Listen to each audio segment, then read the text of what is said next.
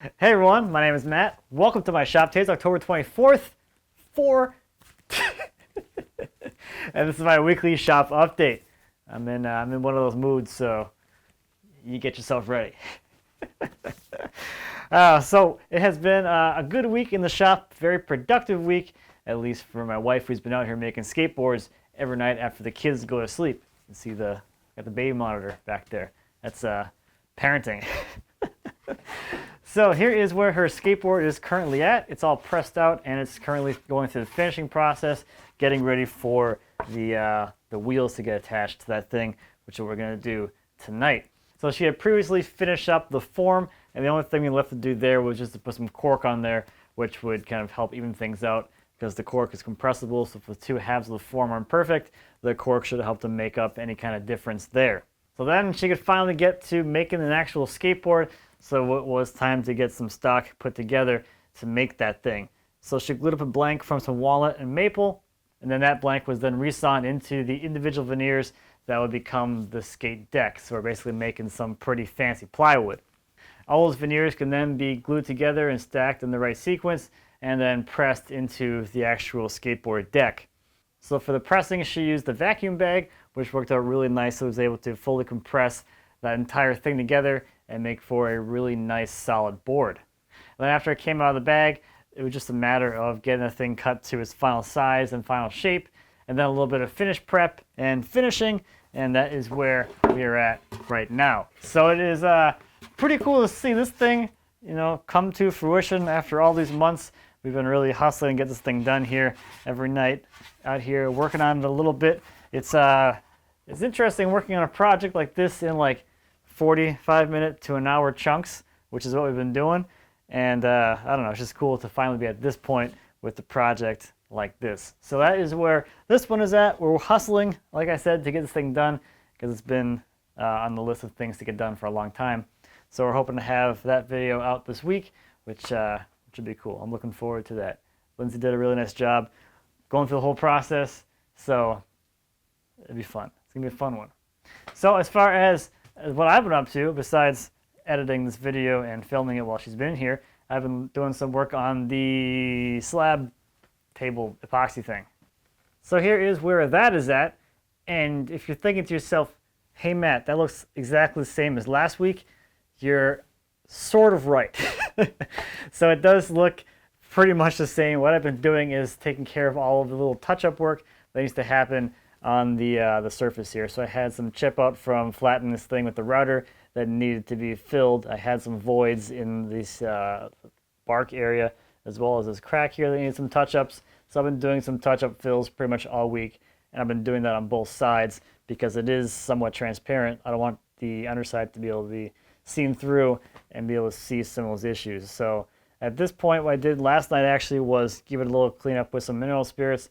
That'll show me all of the last little defects and issues that need to be resolved, any bit of tear out in the wood or anything like that. And I have a few small spots left to go, but other than those, once those are all taken care of, this thing can go through its final sanding and polishing process, and then it's finishing time finally. So this is still at 60 grit, and then from here it's just going to be sanding and cleaning up, and I'll put a nice little round over on this edge, and this thing will be ready for some finish. And this afternoon, if I get this video done, I am probably going to get out here and get to getting this thing cut. So here's that chainsaw cut that I showed in the pickup video. So this section here is only connected by a tiny, tiny little bit. Just like, I don't know, like 2 inches of material back in here. So this is going to be fully removed. I'm going to cut that right off. Now on the other side, there is a similar situation, although not nearly as severe. The partial cut is right here. It doesn't really go that deep. It just goes right straight through down to that depth. But now my question is, do I just cut this off too and have it be a little more even, because that's where that cut's going to be, or do I just keep cutting all the way through and have this kind of partial length down here? I don't know yet. I'm kind of going back and forth between leaving this section on or taking it off, because it makes some kind of interesting small slabs with that crotch there, but it's not going to contribute a whole lot to a larger slab piece. So I don't know. I have a few hours to think about it, I guess. Now the other thing in the back of my mind too with this is the fact that this thing has basically an entire bark inclusion all the way through the log. So this line here, all the way down through, is a bark inclusion. So that tells me is if I'm sawing this thing up this way, this is going to end up being two slabs that are kind of nested together with the bark inclusion between them. So that could be cool too. But what that does is if I leave that section up top, then I'll have longer partial slabs on this side and then shorter partial slabs on this side. So that could be cool as well. I don't know. Decisions are hard. So that's what I've been up to this week. Let's take a look at some viewer projects. First this week is a queen bed frame by Scott. The design is based off of a bed that Mark Spagnuolo had built, but is altered to fit a queen-size mattress. Scott said that even though it was shrunk down to make it a little more manageable, it was still kind of difficult to move around in his small shop. The bed frame is made from cherry and features curly soft maple panels. Scott has a post that shares the entire build process, and I'll leave you a link to that down in the description. Next is the Fireplace Surround by Mark. This was Mark's most challenging, complex, and biggest woodworking project he's ever done. This is a project that's been on his list since he moved into his home 19 years ago. Next this week is a dining table by Monte. The table is made from red oak and features a trestle base.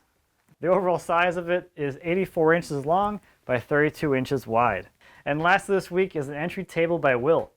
The top of the table is made from a cherry slab, and the original base that Will built for it was super boring. So he added some metal mountains. Then he added some wood mountains. Then a sun. Then some sun rays. Will says this is one of his favorite projects so far, and you can find more of Will's work over on Instagram. So just a few small things here at the end. A few weeks ago I mentioned how Lindsay and I are going to be going down to New Orleans.